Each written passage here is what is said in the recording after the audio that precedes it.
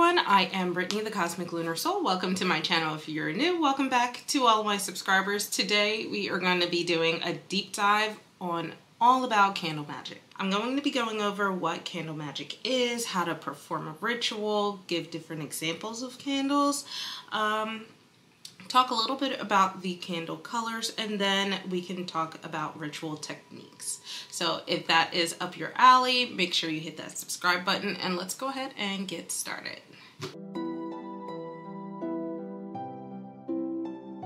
Okay, what is candle magic? So candle magic is really simple actually. It's just a form of magic that harnesses the energy of fire to use to manifest your desires and intentions.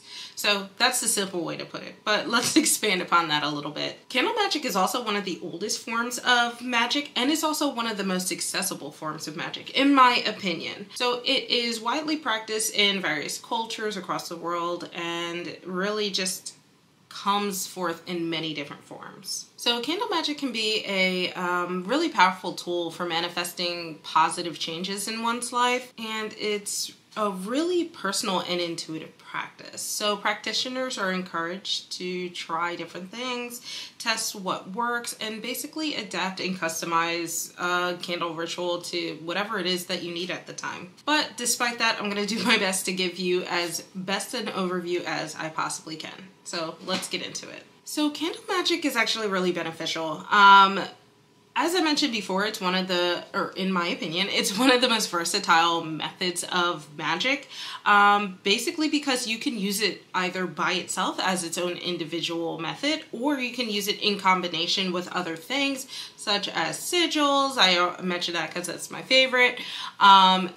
Spell jars, for instance, literally anything. I do also think that it is a good method of magic for witches that are still in the broom closet, because we all use candles to some degree, you know, unless you're somewhere like a dorm where you can't really have open flames. There are some other things you can do instead, but for the most part, outside of that example, if you aren't able to practice openly, you can still light a candle and nobody would really know because it's just a candle. Now, when I'm deciding to do candle magic versus other methods of magic, I generally have my own personal rules or reasons or rationale for that.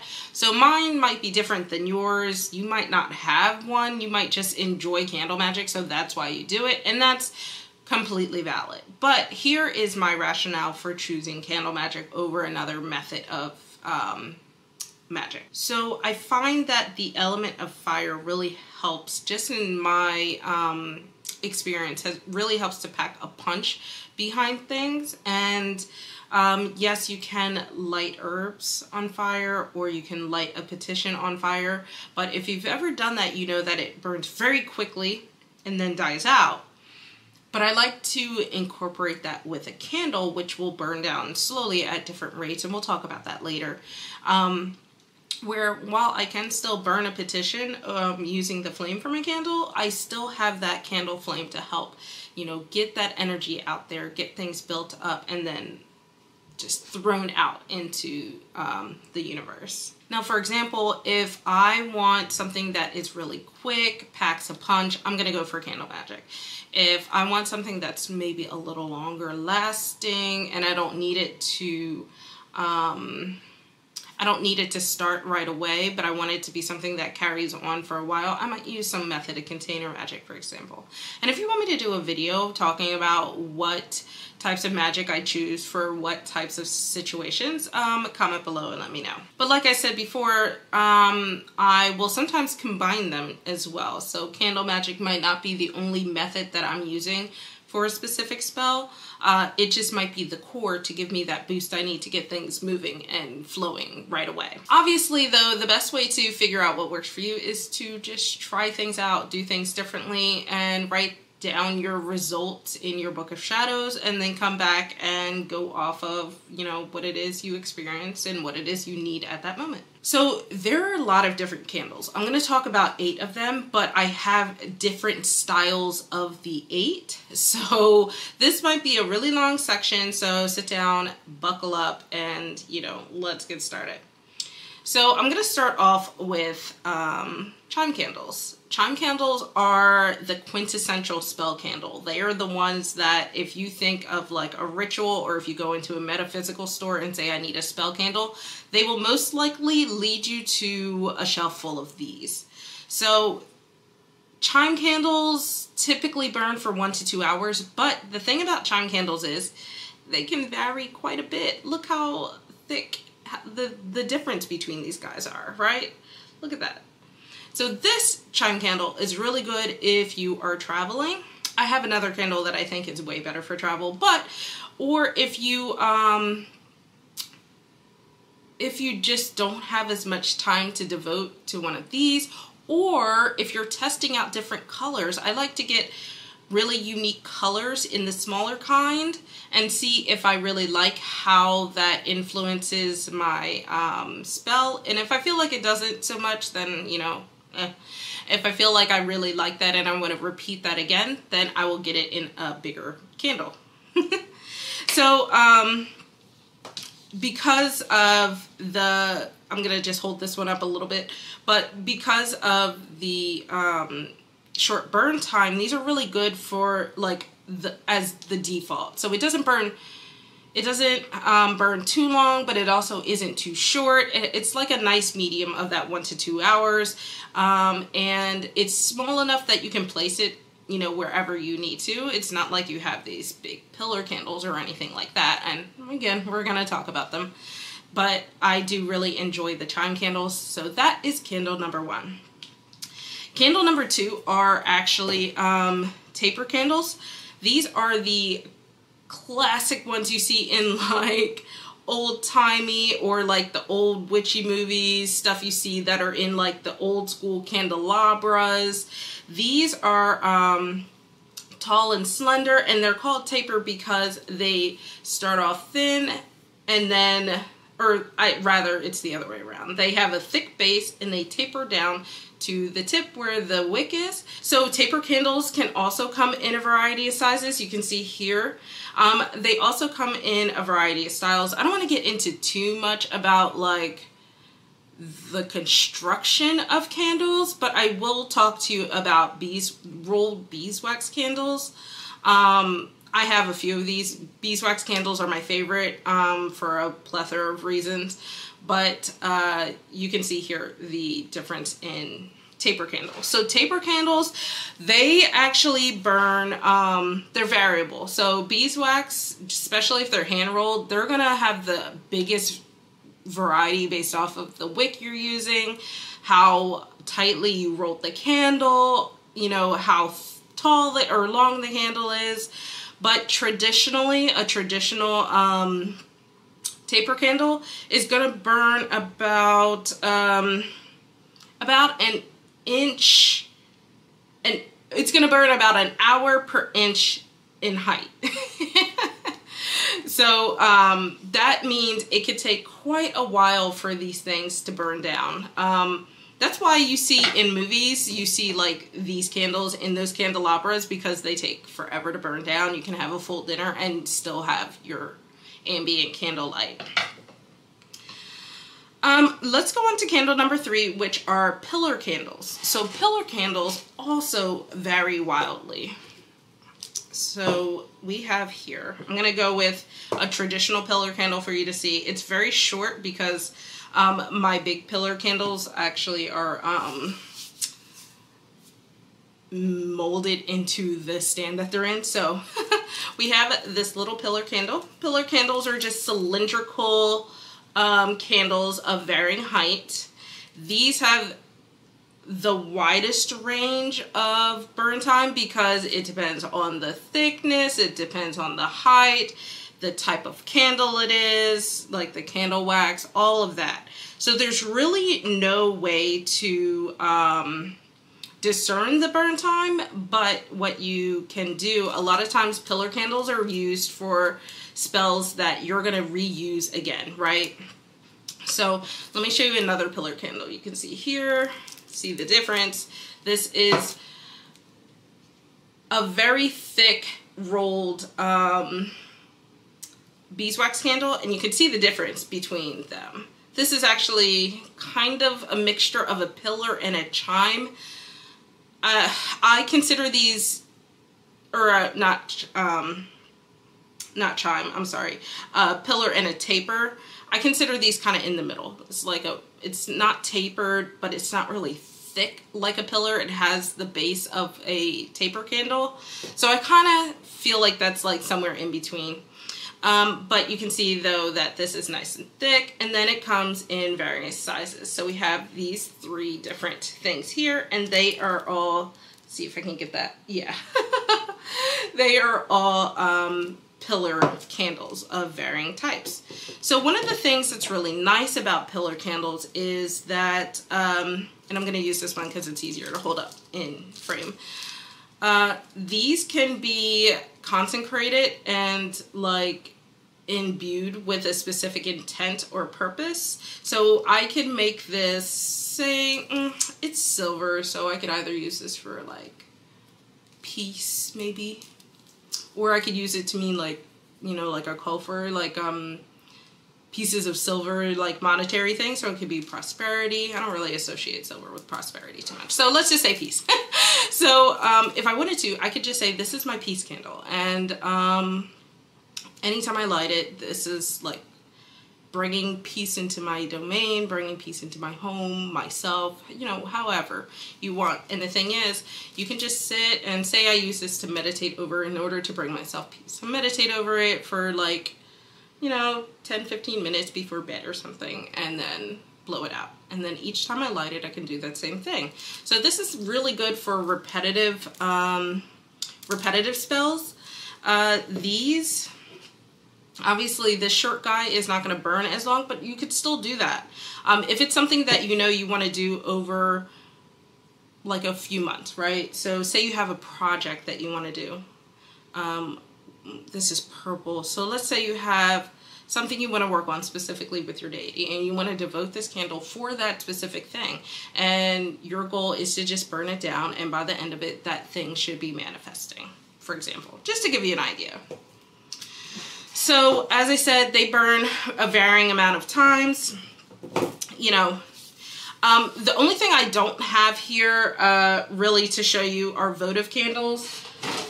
Votives are, I'm going to skip that and go to tea lights, and then I'll explain votive candles because I think that makes sense. So tea lights, these are the ones that I mentioned earlier that I said would be the best to travel with. So while I mentioned these guys you probably could travel with, these mini spell candles, these mini chimes, the tea light actually is way better, because the tea light is going to burn for, it's going to burn longer, but you don't have to use it all at once. So if you have like a travel altar, you can imbue this with like protection for your travels, or, you know, joy and happiness while you travel, something like that. You can imbue that with this energy, same way you would do with a pillar candle that I just mentioned, and then light this, and then you could light it for a few times. And then a lot of people travel with their tarot deck, or like to light a little incense when they go, so they can just set the space that they're in, and this can be part of that. You don't have to burn it down all the way. It'll last for a few times, a few trips, whereas a chime, you would most likely, unless you get the dripless candles, you would have to get a little like stand for it. You'd have to clean up the wax. It's like a whole to-do. But these are encompassed in their own little like housing here. So that means you don't really have much cleanup. They cool off very quickly. Really nice. And these can be bought in bulk for like super cheap, like cents on the dollar. So these are really great to have. You can get them in bulk, split it with a friend, and you take like 25 and they take 25 or something. So I mentioned about votive candles. Votive candles are similar to, there's some sort of combination of like, think of like a fat chime candle, right? Let me pull this guy up. So think of this guy if he was chopped down to about this. So it's about this. They are usually placed in jars or placed in like a votive holder. You see these a lot. They're very, very popular. If you've ever been to Catholic churches, they are the candles that you light on that little like altar thing. The votive candles, they burn between about 15 to 20 hours, but they have their own little glass housing, so they are similar to, they have a similar idea to the pillar candles, where you can use them multiple times, how you can use the tea lights multiple times. And I'm sorry I don't have an example of that. I apparently don't like votive candles. Okay, let's talk about jar candles. So there are a few types of jar candles. I'm going to talk about, there's your just generic jar candle, and then you have your 7-day jar candles. I'm going to talk about the generic kind. So generic jar candles, these are the ones that you see people making. These are the ones you see in Walmart. This is the kind of candle you can get from Bed Bath and Beyond. No, Bath and Body Works. And they are just a candle that comes in a jar. Sometimes they have their own lids. It smells so good. This is my home blessing jar that I got from my witchy pen pal. So jar candles are also very variable. You can do them in the similar way that I mentioned with pillars. No, pillars. You can use them in a similar way to pillars, where you just have an imbued intention, or they can come that way if you buy them from an apothecary or a metaphysical shop, which this one is a home blessing candle. So every time you light it, it releases that intent into the space or into you, you know, however that's set. So jar candles can come unscented, they can come scented. I say like in your generic jar candles are almost always going to be scented. I don't think I've ever seen one, unless it was like specifically made that way by a person for you. I've never had one that was not scented in some kind of way. The thing I like though about jar candles, and let me actually show you, is that you can dress these. They can come dressed already. And they hold on to it, versus I'm sure you've seen people dressing chime candles and it gets really messy. You're only seeing the like Instagram or YouTube side of it, but it can get really, really messy. Let's go on to the 7-day candles. So we only have 2 more candles left. 7-day candles and then one other.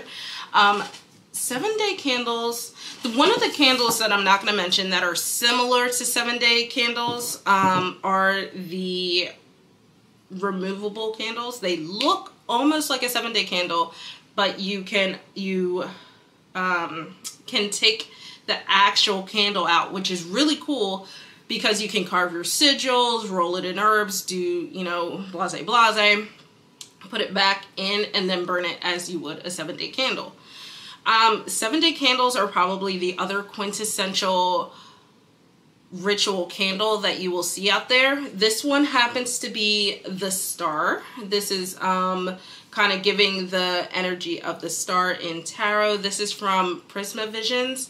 So I will make sure to link this in the description if you would like it. But this 7-day candles don't always have a scent. I would say more times than not they don't, unless they're specifically dressed already.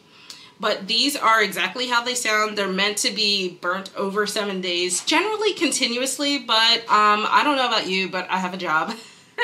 So and a life. So I don't often burn these continuously. Actually, I never burn these continuously, but I will burn them in a place like, if I know that I'm going to be around for a while, I'll start burning it in the morning, and then if I'm home all day for whatever reason or working from home, then I will snuff it out in the evening before bed. But this is really good for more complex long-term spells, in my opinion. So I mentioned before that I like candles because they help just kind of kick things off and kind of gives it a punch and a kick in the rear to get things going. The thing about the 7-day candles is it does that, but then it kind of keeps fueling. That's how I imagine, right? It's burning down, it's fueling the energy that you are instilling into something or releasing. You can do that by having like multiple chime candles or multiple taper candles. You can do that as well, but my brain works in weird ways, and to me, I would rather have different chimes for different things within one ritual, if that makes sense. Hard to explain, but just go with it. So the 7-day candles can come in slightly different sizes.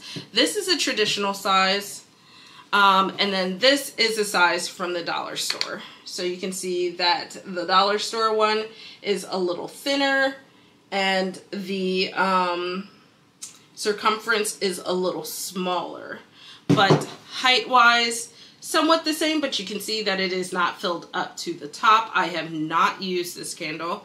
I did dress it. That was about it. So you can see that the jars are more or less almost the same, just slightly off by a bit. But if you go to a metaphysical shop, they're almost always going to be this size. The removable candles, the jar is bigger because the candle comes out. But otherwise, more or less the same. The cool thing about 7-day candles is that if you ever go to a metaphysical shop, and this is why I pulled this one out, you can see ones that already have specific intent to them. There's ones for love, prosperity. Then there's like cool ones that are like multicolored. Like if you've ever seen the red and black, you've seen white and black, red and white, for instance, where it's divided in half. Road openers, literally any kind of spell that you could think of, they have an intended 7-day candle to go with it. Okay, last candle I want to talk about are figure candles. The only figure candle I have are some cat candles, so I don't have any people candles to show you, but I'll just put some in. Editor Brittany can go ahead and do that. This is the figure candle. You can get figure candles of many different things. You can get deity-specific ones that you devote to your deities. You can get loved ones. You can get a lot of different figure candles for a specific purpose. I will say the figure candle is almost like a tag lock in a kind of way. If you don't know what that is, it's just a way for it to add further focus to the subject that you want the candle to be for. So like this one, every once in a while I'll do like maintenance spells on my cats, and I'll do like a spell for Apollo or Luna, and I'll scribe like their name somewhere on here, usually the base or something, usually the front if I can squeeze it on. I'll scribe their name and then put all over the different intentions that I want. I will then go ahead and add the herbs that I want, just dressing the candle. And then I would burn it, and this is basically a representation of my cat. So the next thing that I'm going to talk about are candle colors, but I don't want to like beat a dead horse. I think this is better represented in my freebie that I have. You can get it. The link to it is in the description. But it's just a cheat sheet of the candle colors, or colors in general, because color magic can be used in a variety of different ways. Like right now I'm wearing predominantly green, and maybe I wanted to wear green when I go in to do my appraisals or something like that for prosperity and luck in terms of getting more money or end of year bonus, that kind of thing. So you can use color magic all sorts of ways, but let me talk about just some of the primary colors and give examples. I do have a white candle. So white is like considered the default candle. It's often used as like the universal color. So if you don't have something, you can use a white color and just use it as you would normally. But white can also symbolize like purity, clarity, just like spiritual enlightenment. And you can also use it because it is universal as like purification and protection.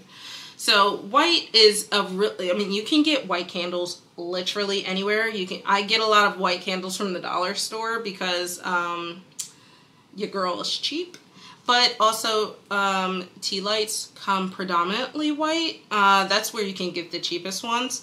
So white will literally go a long way for you. So I recommend, if you don't have any candles, you don't know where to start, and you just see everybody bombarding you with, use a blue candle for this, use an orange candle for that, use, you know, whatever. Just go to the dollar store, get some white candles, and call it a day to get started. The next color that I want to talk about is black. I would say that black is actually a pretty common color as well. What I actually do, and my dollar stores are sort of janky out here, so I can't get these very often. I can only get them during Halloween. So I just buy a bunch of them. Like, I bought so many the year before that I still have like 3 left. From not this past Halloween, not 2023, 2022 Halloween. So just buy a bunch of these because, I mean, you don't have to, 7-day candles, I personally don't use very frequently. They're an infrequent thing to use. So especially black, and you can reuse them for as long as they're, you know, candle left to burn. But I like them in this size. I think I've found in my personal practice, I've found that these provide the perfect amount of protection to get things going for the space that I'm in, or for my specific intention. When I am doing stuff for other people, I will opt for a chime candle 90% of the time. Another common color is red. Now, I do want to preface that outside of white and black, and maybe actually even including white and black, colors are very culturally dependent. So if you're looking through my my little color cheat sheet and you're like, I don't associate like this with that, that's fine. Scribble it out and put what it is that it means to you. Because I'm about to talk about red, right? And culturally here, red is a very like passionate color. It really correlates a lot to love. There's like this vitality about red, but I do know in Asian cultures it could also mean prosperity. So just a caveat, you know, I'm giving you tips on how to use different colors just to get the ball rolling, get your mind thinking, not as like a hard set, do as I say, or okay. Last one, let's talk about green. I mentioned green before. So I associate green with growth and abundance, prosperity. It's a very grounding color. I associate brown mostly with earthing and grounding, but brown is a surprisingly hard color candle to come by. So because of that, I will opt for green. So that's just to show that you can mix and match. And you can add the cheat sheet that I have to your Book of Shadows if you have a digital one, or you can print it out. If you print it out, you can mark it up better for your needs. So go ahead, check that out. It is free, and enjoy. Okay, so this next section, I'm going to talk about the petition that goes along with candle magic. Petitions and intentions, when you're writing them out, I think it's a lot more complex than people give it credit for. It's almost like an afterthought, I feel like. So it's, when you really think about it, if you sit and think about what it is your petition is, your intention, it's really the finish line. That is what you are seeking. That's the horizon that you are trying to reach.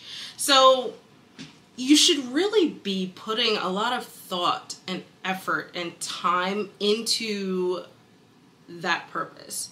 Sometimes you don't realize that you're doing it, because I found when I'm crafting spells, a lot of times it's a long time in the making. There's things that are building up to the point that I craft my spell out. So I already have an idea of what it is. I can visualize what it is that I want, but putting it on paper, I at least have a point that I'm a reference point. it doesn't have to be elaborate. So while I say that it is important and complex, it doesn't have to be elaborate. It could be a simple sentence. It could be something as fancy as a poem or an incantation. You know, it can be as simple or elaborate as you want. It's just the thoughtfulness that needs to go behind it. You know, that is really the driving force of your spell. But ultimately, what you do with that is up to you and how you figure that out. Sometimes I like incantations. Other times I just want it short and simple. Just depends. So let me give you 6 tips for writing out your petitions and setting your intentions. Number 1 is probably obvious, but be clear and specific. So clearly state what it is you want to achieve and try to avoid any vague or ambiguous kind of language. For example, I was talking about prosperity, right? So instead of writing more money, specify a specific financial goal. If you know that you need a specific amount of money, like say, you know, you're due a $500 refund, right?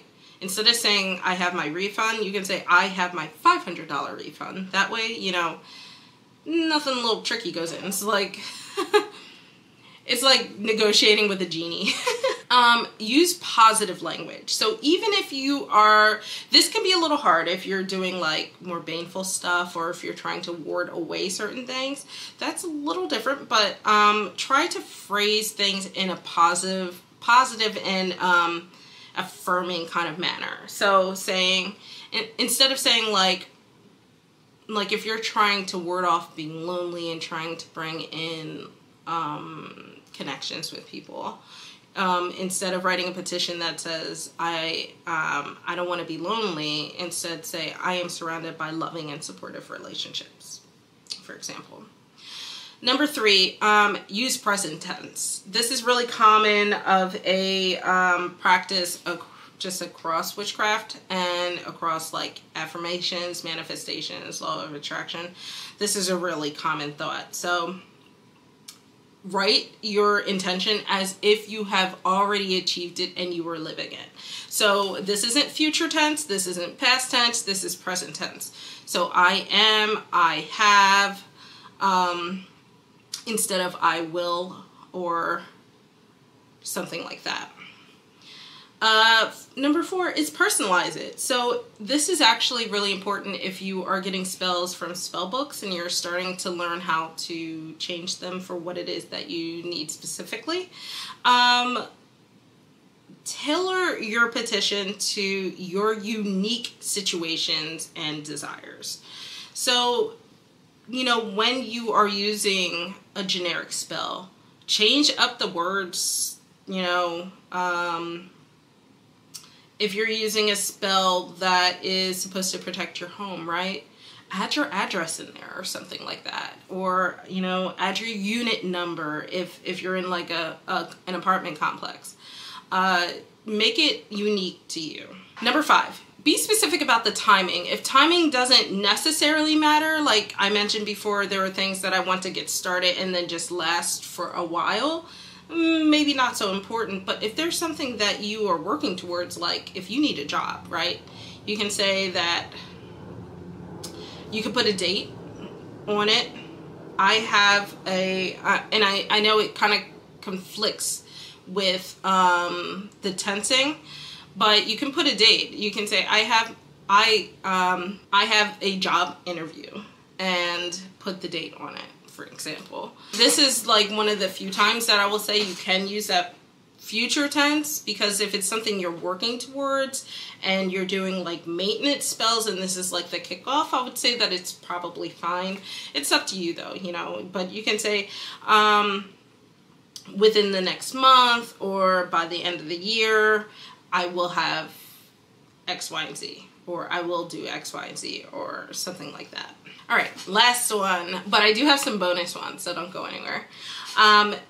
Number 6, include some details. So if you like more simple petitions, maybe you won't do this, but add relevant details to your petition. So if you're seeking a job, instead of saying, I use the interview thing, right? I have a job interview. Okay. In what industry? With what company? If those don't matter so much, I guess don't add them. But, you know, you can say, I have a job interview as a teacher with this school district. Or with this specific school, as an example. So I do have some extra tips. These are personal preference, but I'm going to throw them in there anyway. Number one, write them by hand. Write your petition by hand. And this is definitely, if possible, I know some people have mobility issues and so forth, but it adds a personal touch.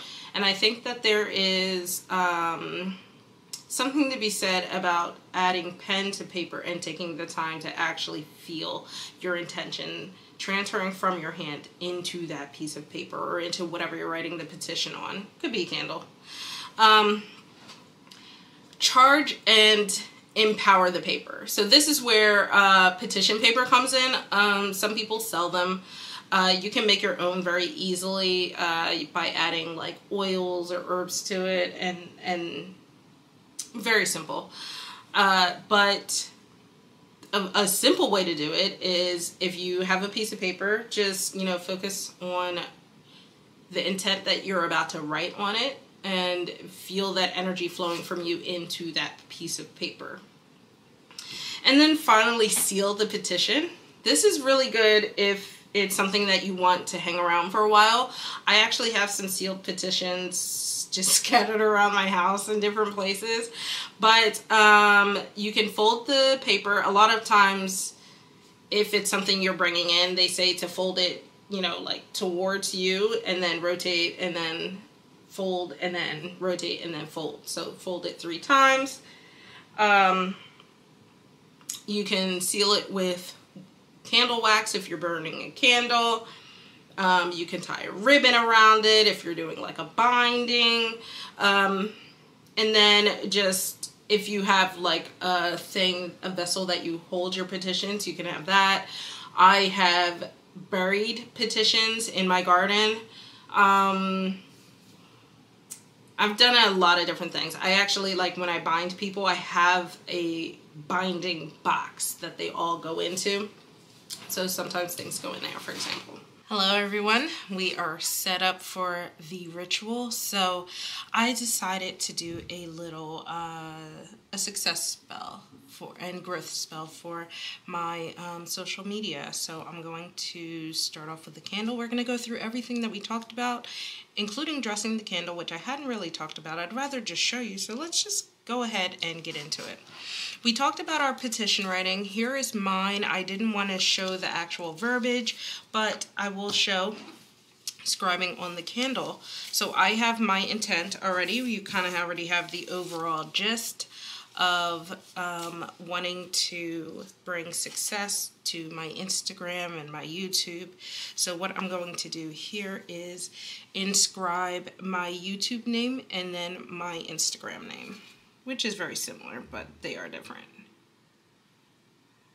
So now that I have the name inscribed, I'm going to go ahead and add my oils. So I have my Cosmic Lunar Soul Protection Oil.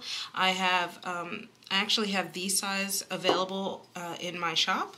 So if you are looking for a protection ritual oil, then you can go ahead and check out the links in the description. I'm going to add 3 drops of my protection oil.